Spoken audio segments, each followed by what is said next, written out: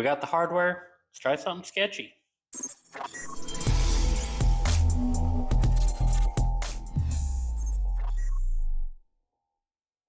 Welcome to Simple Rud. This episode going to be discussing the hardware, and then I'm going to throw it on the box and try and get it to boot because I got to make sure it's good before I tear everything apart and destroy all the warranties. Now, with that being said, the build is just about to begin, right? So I'm going to be trying something a little different when we do the water blocks and I delid the CPU and stuff like that. So don't forget to subscribe. Keep following the channel. Feel free to comment on what you think of this build. Now, to the spec side. This is pretty damn close to the best all-arounder PC money can buy, right? You have the 4090, which is the best gaming graphics card, and it's also pretty solid for video editing, and what I'm also going to be doing is CAD modeling. So that 24 gigabyte of VRAM, very important. Now, since we're talking about the graphics card, I went with the Tuf Gaming.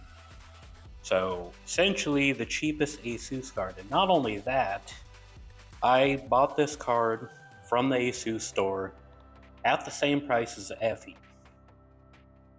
$15.99. Right? Yeah, I think that's what it is. $15.99 or $14.99. Pretty sure it's $15.99. Either way, the same price as the FE is, the cheapest 4090 that you can find. And really, I needed the 4090 for the VRAM, so I didn't need something super fast. Once I water block it, I do plan to hopefully overclock it some. I don't know if I'm going to need to. Don't know if it's going to be a problem. With that, the overclocking limitation is definitely going to be my power supply. Now, the way I did this build was I did make some changes that limited me to an SFF power supply. In this case, SFL, right? So it is longer, 1,000 watts. So without overclocking, it should run this PC just fine. With overclocking, we're going to get into some sketchy territory, and that is only because of the processor.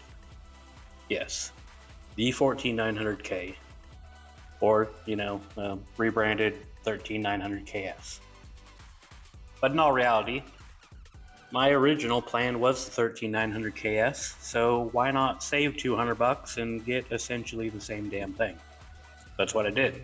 Now with that, I am delidding it, and I'm hoping to make some adjustments to control the heat a little bit, and maybe undervolt and overclock. It's being hopeful, right? I have no idea how lucky I got, right? Did I get the CPU lottery, or did I get screwed and it barely meets what Intel does? I won't know for a while. For the most part, I am kind of an Intel fanboy, even though I've built about the same amount of AMD computers as Intel. In fact, once this is built, it means I've built one more Intel rig than I have AMD. And ultimately, I just wasn't huge on what AMD currently has to offer. And, I wanted to delid, and I like the overclocking on Intel. So let me fanboy. It's my money. And then, RAM-wise, DDR5 is expensive. All right? This was $500. $500. But it is 96 gigabytes. It's 2 sticks, which I'm worried it's not going to look great on the 4-stick motherboard. But from everything I've been able to research, this will be my first DDR5 rig, so I don't have personal experience. But it sounds like going 4 sticks is pretty rough to get them running well, right? Or fast. How important is that? I guess we'll find out as I build. Now the fun thing about RAM is, I could always double up and buy another set of this and just slow it down. But that's really expensive. And do I need that much RAM? No, I don't. Do I need 96? Probably not. But I was pretty excited about it. Seemed cool. You know, next step up from 64 really, and it's got that new 48. It is 6600, right? Let's see what the CL on this is. So timings is 32, 39, 39, 76. So getting lower, right? This is about the best you can get, at least out of Corsair, right? For the 96, it is essentially the fastest, right? If I wanted to go faster RAM, really when you get down to like the 2x8, 2x16, you're getting a lot faster. And then when you go to the 4x anything, it slows down quite a bit. So I'm excited to test it out and see how it goes. Now, all of that goes into the formula. Now, I really liked the, what was it, the Z790 formula? Yeah, because I do like, one, I really like monoblocks, but this is kind of the next best thing, right? You got the, you'll see when I whip her out of the box, you have the VRM water blocks on it that is a separate block, right? So I do get the extra tubes, which I look forward to as well. It's white, so that fits the theme, and it is a high-end motherboard, right? Motherboard-wise, I've always really liked Asus. I would love to do MSI if they'd stop putting stupid dragons on them. Until then, we'll probably stick with Asus, right? Asus, I mean, even at this point, you're kind of spending the same amount of money all the way around, right? If you're getting high end, you're paying high end. This was high end, it was expensive, but it should be great. It'll look great. It has everything I need and then some. Should be great with overclocking, right? At least to the extent it's not the, oh man, I can't even think of can't think of it currently, but they do have one that is primarily focused on overclocking. I did not go that route. It had less USB and stuff like that, so wasn't really the route I wanted to go. Now that I've discussed everything, my goal is to just throw it on the box and test it out, right? So this is going to get delidded, which pretty much ends the warranty right there. This is going to get a water block. It's going to end the warranty there. So I want to make sure at the very least I can get everything to boot. So that is the goal. Let's get everything to boot. Well, until I threw it on the ground, completely forgot about this. What is this? This is Gen 5 NVMe. Now, Crucial is currently putting out the T705. By the time you see this video, it will be out. But as of my time of building, this is basically the fastest and the only Gen 5 4TB, at least the only one I could find for sale.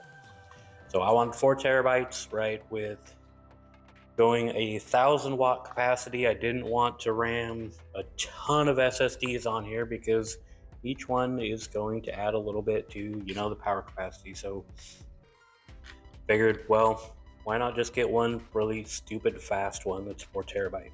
My current computer has a 1TB and a 2TB, so 3 total terabytes that I'm nowhere near filling. So 4TB should be fine. More than fine. Or now I'm just going to start downloading all my damn games on Steam that I have, and I'm going to fill it up fast. Now, let's get to throwing this thing together. So if you've seen my earlier videos, you've seen this board, because I've already installed it in the case before it's painted. Damn, this thing is gorgeous, right? And I made the case to where I could show off the back plate because damn, right? If you're going to pay $750 for a motherboard, we might as well show the damn thing off, right? So here it is. I am going to be just setting the cooler on top of here, which means I'm not running any liquid through it. I don't have a fan going, none of that. Now, this is a twofer, right? So one thing to understand is that the boards are overly protective, right? So if this thing wants to get hot, she should shut right down, right? So with that, I won't truly be able to test what I came here to test,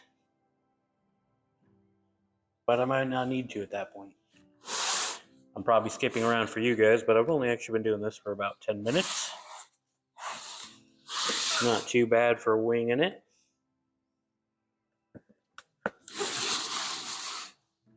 Maybe a little faster if I could figure out what end of the damn box to. There we go. Asus did go a little fancy on their packaging.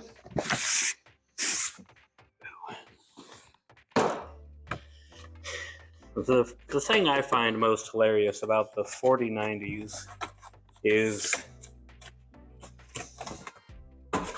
they have this massive heatsink for when you're doing, your air cooling. But then when you water cool it, it gets real tiny. That wasn't really the case on my 2080 Ti. My 2080 Ti just kind of stayed big. Really should have got a bigger bench. So one thing to know about the 690 and 790 and the 790 refresh max crap that they did for the 14th gen, which is just been to 13 gen, is that when you're running a Gen 5 SSD, you're only getting 8 lanes of Gen 5 for your graphics card. But that's fine, right? You don't need 16 because these are 4x16 cards, which equals 5x8. So you're fine. Even with my 4090, I should not notice a difference. Yeah, you got this nifty little button for releasing, so no more trying to fit your finger in there, because really, you cannot fit your finger in there for that. You would have to screwdriver it, and well, it's a pretty setup to just be ramming screwdrivers in there. So we're not going to ram any screwdrivers in there. Now I just get to kind of ghetto fab my power supply into motherboard power, processor power, graphics card power, jump start it. So we'll say I don't do the greatest job of getting you guys B-roll. Try work on that. But you can probably still tell from, this angle that this is rather sketchy. I will not recommend doing this because, man, I'm nervous. I'm also going to say that these cables with this power supply suck. If you have to use these in your build, I'm sorry. Now maybe they'll be great for SFF because they're rather thin, but man, working them is rough. Now I'm at the point, monitor's plugged in, power supply is not yet plugged in. I need to plug that in, and then I need to figure out which pins I need to jump start. I think I know. Maybe I don't. Do I? Bum, bum, bum. Never hurts to double check when you're doing sketchy crap. Maybe I shouldn't have checked it. No, I got a pretty good idea. They show an or this, but that other connector, I don't know what motherboard that's referencing. It's not my motherboard. So let's see if I'm about to destroy $4,000 worth of stuff. Okay. Power supply on. And maybe power supply not on? Yeah. Power supply is on. There we go. The question is, will she? We got lights. Numbers are changing on the little indicator. Probably should have looked up what those mean. The screen is right here. She's dusty. I had a microfiber. Really dirty microfiber, so it's not going to clean it up too much. Now, one thing I have heard, that once again, this is my first DDR5, but I heard it takes a while to train DDR5. Holy crap, we did it. There we go. That means the next step is going to be the graphics card. Now, I want to try something a little bit different, and I'm gonna kind of, when I do that video, I'm gonna open it up and talk to you guys, and then I'm going to put the camera in hopefully a good angle for you to watch me hopefully build it correctly. Now I got this. It's not my first water block. It's not even my second rebuild of a graphics card. So, pretty confident on that. It will be my first heat killer though, so that should be fun. But back to what I was saying, I'm just going to shut up for that video and hopefully pick some good music that you guys will enjoy, and you can just watch it. If nothing else, I'm hoping that it gives you the confidence to do this yourself. Right? This is very intimidating, but look how sketchy this is. And technically right now, I have a computer. Now my damn heat block isn't going to get me very far because it's not doing anything, but I have a computer. Simple as this, guys. You guys can do it, and don't forget to subscribe. I'm going to keep doing this stuff, and hopefully it gives you the confidence to, build your first computer, or do your first custom loop, or just try something that, maybe you shouldn't. Because the only way you're going to grow and build your skill set is by pushing yourself. I do that with almost every single one of my builds, at least my personal builds. I go above and beyond what my capabilities are. I don't have the ability to build this computer, but I'm forcing myself to do it. I am learning and I'm doing it, right? And by ability, I mean, I'm not doing anything drastically new. I've never delit a CPU. For me, that'll be new. I've never done acrylic tubes. That'll be new. I've never done half and half where I've got acrylic going into soft tubes. Never done soft tubes. I've never done dual loops, right? I decided that I'm going to do all of that on this build because if you don't try it, you will never learn it. And what fun is that? I think this is a good spot to end it. Thanks, guys, for sticking along.